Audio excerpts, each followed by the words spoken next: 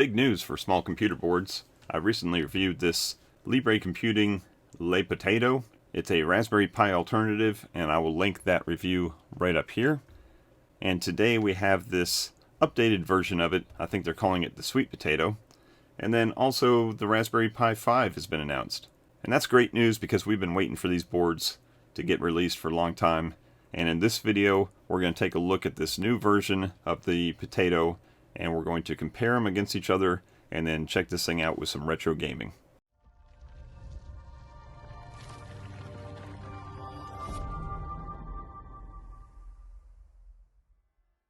Hey everybody, it's Chris from Family Geekery, and today we're going to be checking out this Sweet Potato is what I'm going to be calling it. This updated version, this version 2 of the Libre Computing Libre Potato. And like I said in the intro, the Raspberry Pi 5 has also been announced and it's coming out soon. But sometimes you just don't need all that power, right? It's going to be a great computer. I'm sure it's going to be awesome for a lot of great projects. But it's a little bit more expensive. I think they're starting at $60 to $80 depending on which version you get. And that's before retailers do what they do with the prices. But in the meantime, these guys are still available for 35 bucks. I've even seen them as low as 30 bucks. Again, free shipping right from Amazon. Get it in a day or two. So sometimes you may not need all the power of the latest and greatest, and you just need something to complete your project or just something to tinker around with. So let's go ahead and open this up. We're going to compare it to the version 1, I guess, and see what the differences are, see what they've updated, and then we're going to test it out. So here is the version 2. We got it right next to the version 1 here. And don't be confused, just because this is an upgrade, I guess upgrade, right, new version, doesn't mean that it's like a complete game changer. There are some differences, and some things may be worth buying one versus the other. So that's why I want to just look at some of the biggest differences real quick. Now, to start off with, they're both using the same processor.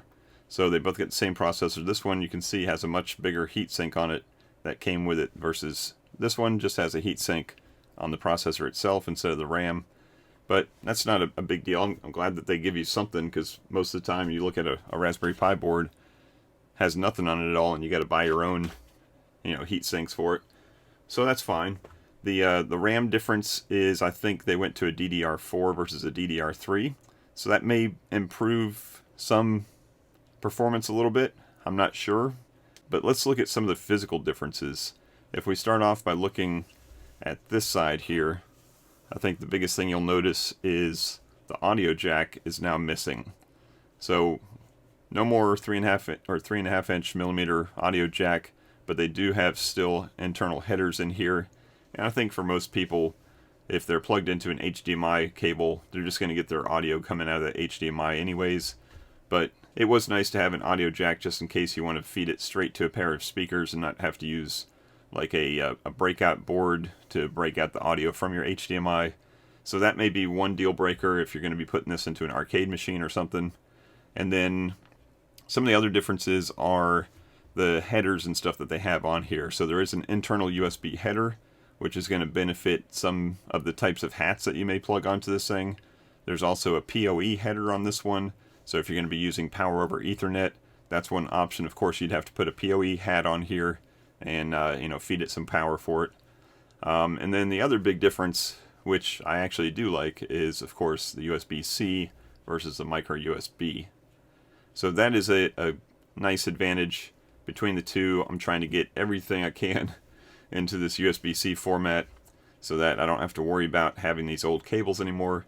But that's really just, a nicety. A lot of the other stuff is all the same USB ports. This version 2 didn't come with anything in those USB ports. The version 1 did come with a Wi-Fi adapter that came with it, so that is a nice thing. Save you a couple bucks on that instead of having to buy one yourself. But other than that, same Ethernet, except for, of course, the newer version has the option of power over Ethernet. So I think in all reality, they're both going to serve the same purpose. If you have the need for some of the upgrades to the IOs and the USB and some of the different things you can do with that, then this may be the one. The version 2 may be the one to go. If you just need general purpose type usage, then the Gen 1 is probably still just fine. So the next thing we're going to do is, I've got on this one here, if you watch my review of this one a week or so ago, I did a couple different images downloaded from their website and burned them to SD cards. We're going to skip through the Linux images and we're going to go straight to the Batocera. So I'm just going to take this card right out of this one and put it into this one and see if it boots up without any other kind of configuration. So we're going to boot it up and we're going to see if we can play some games with it. Alright, so here we are running Batocera. Now unfortunately I'm not running Batocera on the new Sweet Potato. Now let me tell you what happened. So I took the card right out here, put it into here, booted it up, had the controller set up, and I just got an Xbox One controller hooked in there right over a USB cable, and everything was fine, and it worked just great. But as soon as I tried to put a USB drive in here, it didn't work, so it never saw the USB drive. So about 2 hours of troubleshooting later, I've determined that on this particular board, this is the Sweet Potato, only this top left USB port works. The other ones, nothing works. So I tried controllers, I tried keyboards, I tried thumb drives, I've tried the 2.4 gigahertz adapters for keyboards. I could only get anything to work in the one port. And the problem with that is I couldn't show you how to copy files over from the thumb drive to the internal storage because I couldn't have both the controller and the USB drive working at once. I also tried hooking up a controller Bluetooth to free up this port and just have the thumb drive in the top left port and then using Bluetooth for the controller, and that just didn't work. So there is either something wrong with this board or this board just does not like that image. Now, other than that, everything worked. I could get into games, I could play them, but all just the ones that were built into Batocera. So, in the meantime, I did want to show you how to copy files over, just in case you have one of these and you're running Batocera. So I've just put one game on this USB drive here, just in the root folder of it, and I'm going to show you how to get that copied over into your ROMs folder on your internal storage. So built into Batocera is a ports section, and in ports you got a couple different games, but you do have this OD commander, and this is basically just a file manager. So we're going to go into here. Alright, once you get into the file manager, you're going to see we got two panes. So we've got the left pane here, and then the right pane over here. So we're going to get into the right directories for both of them, and then we're just going to copy the file over. So to find this USB drive, we're going to go up one directory by clicking on the two dots, and then we're going to scroll up to Media, and then in my case, this is a Philips thumb drive, and I've got just one file on here, this load runner. Now let's go over to the right pane here, and we're going to go back up to user data. We're going to go to ROMs, and then all these directories are set up beforehand once you create that image. So we're going to go down to the directory we want to copy this into. In this case, we're going to go to NES,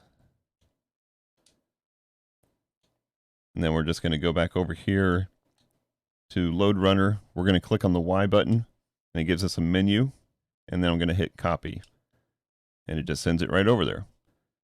So now to exit out of here, I'm going to hit the hotkey and start, and the hotkey I have set up as the Xbox button.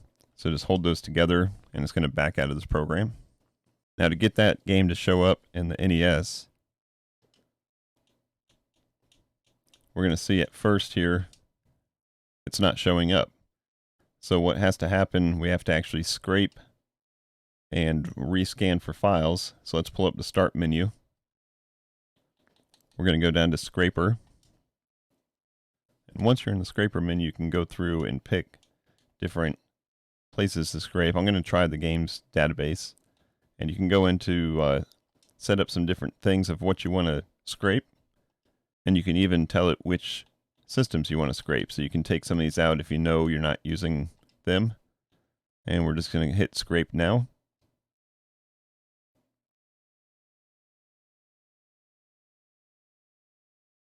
And then up at the top it showed you what it was scraping, and now it says the scraping is finished, update the games list. So let's go up to game setting and hit update game list. And depending on how big your library of files is, That may take a lot longer than what that just showed. And now if I go into the Nintendo menu, you can see I've got Load Runner on here too. And if you find that some of your files didn't scrape properly, you can go in and do them individually by long pressing the A button, which pulls up this menu here. And then you can view the game media, or you can go down here to scrape. And then you can see the different websites and what they've scraped for it. So let's go ahead and select one of these.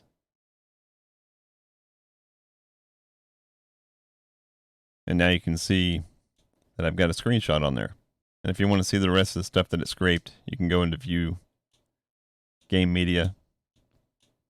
And there you have it.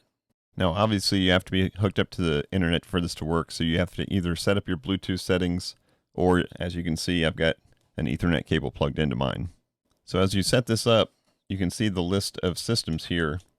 I've only got about 10 systems, but as you fill up those folders that I showed you before that were pre-configured, then every time you do an update, it's going to add in the system here to this menu for any of the files that you added them into.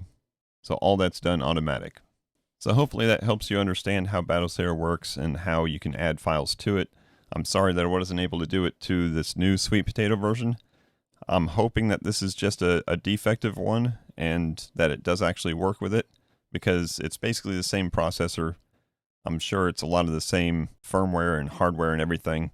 So hopefully this is just a bad one. I did try multiple power supplies, thinking that it wasn't getting enough juice to the USB ports, but I was using power supplies that was definitely giving enough current to it.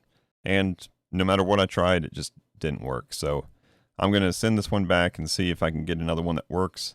In the meantime, just know that you've got two options here, and we talked about the differences between the two. Maybe this potato, the original potato version, is going to suit your needs better than the Sweet Potato.